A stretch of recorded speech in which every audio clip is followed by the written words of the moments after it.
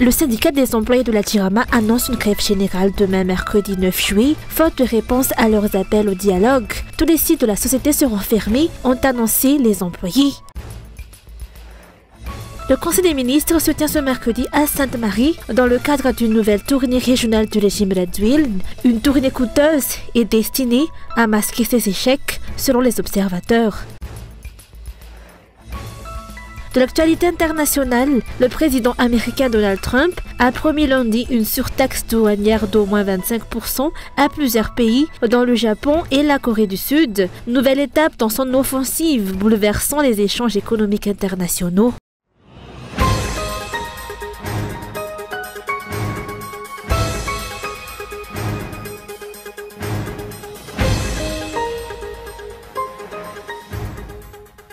Le syndicat des employés de la Jirama annonce une grève générale à l'échelle nationale à partir de demain, mercredi 9 juillet, après 3 appels successifs au dialogue restés sans réponse de la part des autorités. En conséquence, l'ensemble des employés cesseront le travail et tous les sites de la Jirama seront fermés. À Tananarive, les employés se rassembleront à Soniran, tandis que dans les régions, la grève se tiendra dans les lieux de travail respectifs.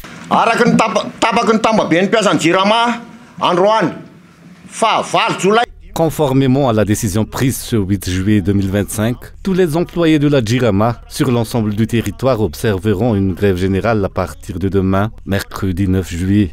Cette action fait suite aux revendications formulées lors de notre Assemblée générale du 1er juillet, notamment la demande d'annulation du statut Jirama SA, tel que défini par la loi 2014-014 sur les sociétés commerciales. Faute de réponse, nous appelons tous les employés à participer massivement à cette grève. Ce mardi, le KMF Knoé Éducation des citoyens a également publié un communiqué s'interrogeant sur l'absence de réaction des autorités à la demande de dialogue formulée par les grévistes. Le dialogue est toujours la meilleure issue pour éviter les blocages, a-t-il rappelé. Le KMF Knoé souligne également que selon les informations qu'il a pu recueillir, les fréquentes coupures d'électricité seraient à l'origine des récents cas d'intoxication alimentaire. Il insiste sur l'importance de l'accès à une information fiable et en temps utile qu'il qualifie de droit fondamental essentiel à la démocratie et au développement du pays. L'organisation exige ainsi des communications officielles, claires et régulières.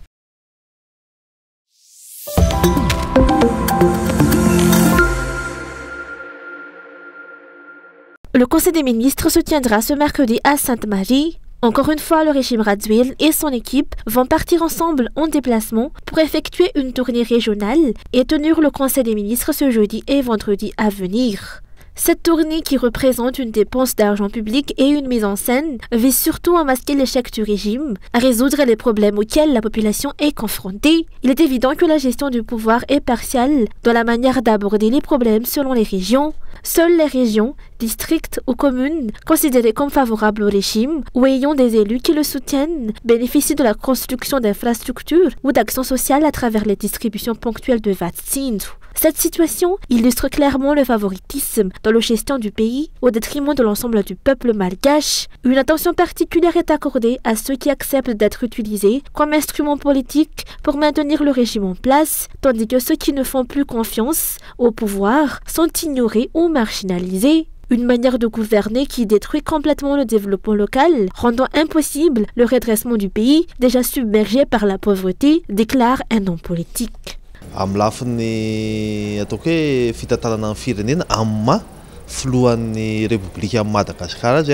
Un chef d'État doit toujours veiller à garantir l'égalité dans la gestion du pays, car Madagascar ne pourra jamais se développer durablement si seule une région, ou uniquement la capitale, progresse.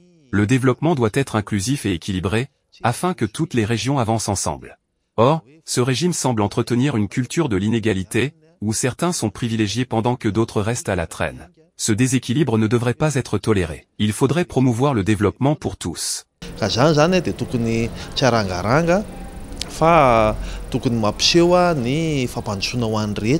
Tout De nombreuses régions ont déjà accueilli des conseils des ministres, mais les résultats concrets sont encore invisibles. Les problèmes des habitants restent non résolus, tandis qu'on assiste surtout à des mises en scène destinées à éteindre le feu. Le gouvernement se trompe lourdement s'il considère ces conseils des ministres décentralisés comme une véritable décentralisation. Il s'agit en réalité de simples déplacements, ce qui entraîne un gaspillage d'argent public sans effet tangible. Pourtant, la méthode habituelle de Radziwiłł persiste et les dirigeants perdent leur temps dans des gesticulations stériles.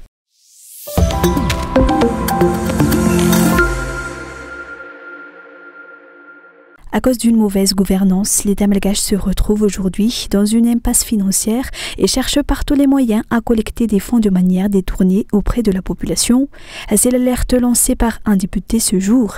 Selon lui, les recettes et les dépenses publiques ne sont pas équilibrées et ce sont les citoyens qui sont mis à contribution pour combler les déficits à travers des taxes jugées non conformes aux normes. La gestion des finances publiques ne suit pas les règles de bonne gouvernance, a-t-il poursuivi. Face à la crise de trésorerie, les autorités multiplient les dispositifs pour renflouer les caisses de l'État au détriment du pouvoir d'achat des ménages. En témoigne l'instauration de diverses taxes sur des produits de consommation courante et l'application de la TVA à 20%, mesure fortement contestée par les députés lors de l'examen de la loi de finances initiale 2025. Cette TVA avait été envisagée comme une solution pour réduire le déficit budgétaire, mais sa suspension récente reflète les tâtonnements du gouvernement. Le recours à des mesures fiscales improvisées, sans études approfondies ni respect des standards en vigueur, témoigne d'un manque de stratégie claire. Résultat, le pouvoir actuel peine à prendre des décisions cohérentes, a expliqué le député. Plusieurs mois après, tout le monde s'insurge, aussi bien la société civile, le secteur privé que les simples citoyens. La loi de finances initiale est une loi. Si c'est écrit, il faut l'appliquer. Pourquoi ce n'est pas appliqué? On l'a pourtant fait voter par les députés turiféraires du régime. Quand tous les acteurs râlent, on suspend la loi. Pourquoi la suspendre? Si l'État persiste à détourner indirectement les fonds publics, nous pourrions bien revenir à l'usage du charbon de bois pour cuisiner, préviennent certains juristes. La TVA appliquée au gaz domestique a en effet été relevée à 10% récemment, une hausse qui, selon les analystes juridiques, fait peser sur la population le fardeau d'une taxe jugée non conforme à la légalité. Les recettes de l'État ne sont pas ce qu'elles devraient être. Les objectifs de la LFI n'ont pas été atteints. Il y a un gap entre les recettes et les dépenses qu'il faut combler. C'est donc la population qu'on ponctionne sur tous les plans pour combler ce gap. Si on exige des impôts de la population, ils doivent servir à la construction d'infrastructures et doivent avoir un impact sur sa vie.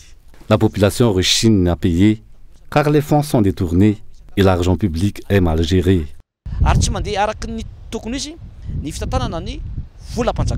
Les autorités semblent désormais à court de solutions, faute de bonne gouvernance, d'une gestion rigoureuse des ressources et en raison des dépenses engagées sans réelle priorité. L'État ne parvient plus à mobiliser de nouvelles sources de financement. Résultat, le pouvoir en place explore tous les moyens, souvent détournés pour ponctionner davantage la population. Cette stratégie se traduit notamment par l'instauration de taxes déguisées, souvent appliquées sans concertation ni respect des normes fiscales en vigueur. Selon plusieurs observateurs, ces pratiques répondent davantage aux intérêts immédiats du régime qu'à une véritable logique économique. Et la tendance inquiète, ce mécanisme ne se limite plus aux emprunts, mais menace de s'étendre aux produits de consommation courante. Une fiscalité rampante qui pourrait fragiliser encore plus le quotidien des citoyens, déjà confrontés à un pouvoir d'achat en berne.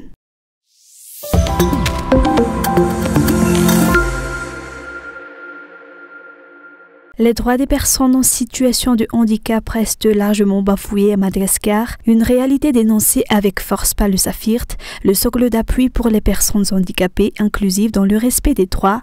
Le constat est amer, l'exclusion commence dans la vie quotidienne et s'étend jusqu'aux plus hautes sphères de décision. Pourtant, ces personnes sont des citoyens à part entière. Le pays a certes ratifié la Convention internationale relative aux droits des personnes handicapées, mais sur le terrain, les engagements pris restent lettre morte. Les lois existent, mais peinent à se traduire en actions concrètes.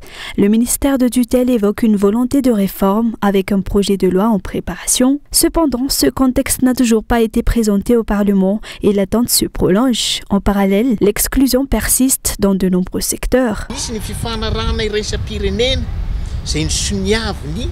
Madagascar a signé une convention internationale relative aux personnes handicapées. Elle n'est pas appliquée dans le pays. Les bus, les taxis, toutes les infrastructures et même les églises ne sont pas accessibles aux personnes en situation de handicap. La société n'a pas l'habitude de vivre avec des personnes ayant un handicap. Pour une société inclusive, il ne faut pas discriminer ces personnes. Elles sont tout aussi utiles pour la société.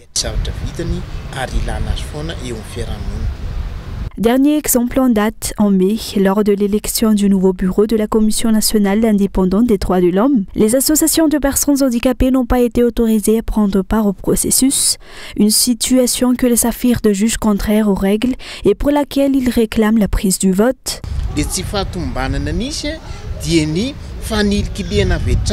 Au niveau même de la société civile, on a exclu les représentants des personnes en situation de handicap devant intégrer la Commission nationale indépendante des droits de l'homme.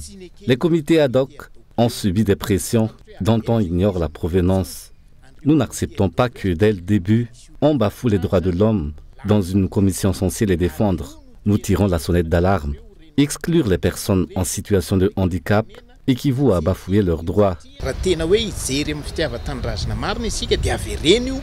Autre incident, la Fédération des associations de personnes handicapées n'a pas été conviée au dernier forum national de la société civile organisé la semaine dernière, une absence qui interroge.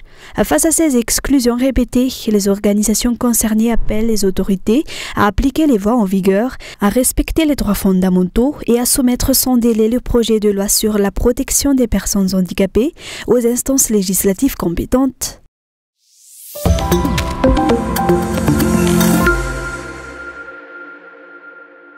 Le Fanupumbe, une tradition malgache emblématique de la région de Bouéni, se distingue par son caractère sacré et solennel. Il se tient chaque début du mois de juillet, comme cette année. Il a été célébré dans la journée d'hier à travers le rituel du Fitampu, bain sacré des reliques royales dédié aux 4 ancêtres royaux, et Fadamanakasen, réalisé au Zumba du Juan Miarnarif à Tsararanambuni. Le Fitampu 2025 pour les Fadamanakasen s'est déroulé dans de bonnes conditions ce lundi 2025. Au Douane Miarnarif à Mahazang. Il s'agit d'une tradition propre au Sakalav de Bouéni qui distingue cette ethnie des autres groupes de Madagascar. Avant le bain sacré proprement dit, tous les rituels obligatoires ont été accomplis autour des ossements royaux au sein du sanctuaire Valazumba à Medipil. Une fois ces rituels terminés, la fin du Fitapu a été annoncée par les 4 premiers coups de canon.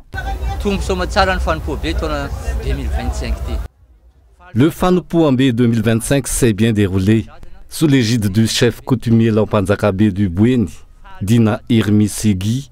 Nous avons pu franchir toutes les étapes et nous sommes contents et heureux d'avoir pu réaliser le Fanupumbe. Nous remercions toute la population et tous les Apanzak d'avoir permis la réalisation de ce Fitampu 2025. De nombreux descendants venus des 4 coins de l'île ainsi que de l'étranger ont assisté et honoré cette grande cérémonie de 2025 qui se tient au cœur de Mahazang, au Douane Miarnarif à Tsararanambuni. Sauf changement, la fermeture officielle des portes pour ce Fitampu 2025 est prévue pour le vendredi 11 juillet prochain.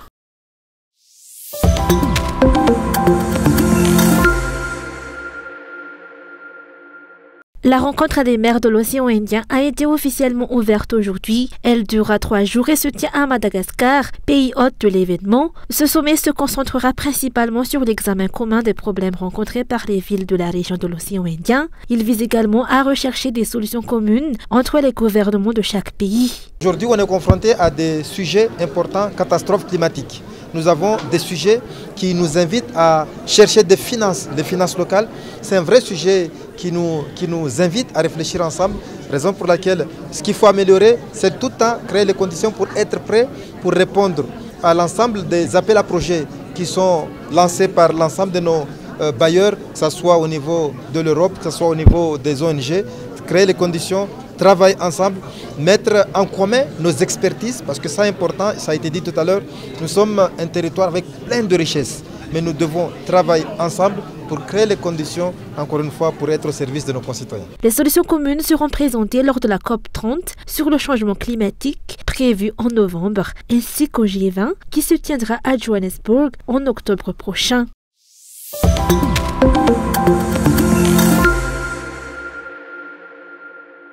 La première édition du Salon de la relation client a été officiellement inaugurée hier à l'Alliance française de Davamamb.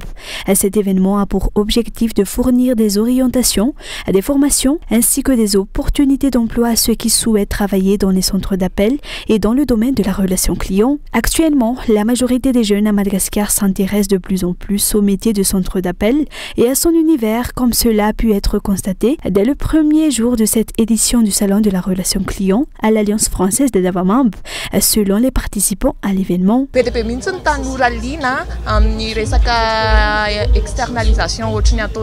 De nombreux jeunes sont intéressés par cette externalisation. Les jeunes sont intéressés parce que ce travail ne nécessite pas de diplôme de haut niveau. Avec un baccalauréat, ils peuvent travailler, même sans expérience, mais avec du potentiel comme la maîtrise du français et de l'anglais, ils ont des atouts.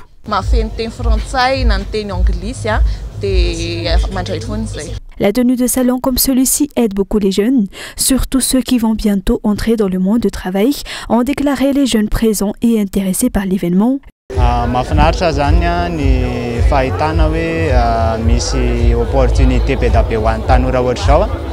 Il y a de nombreuses opportunités pour les jeunes.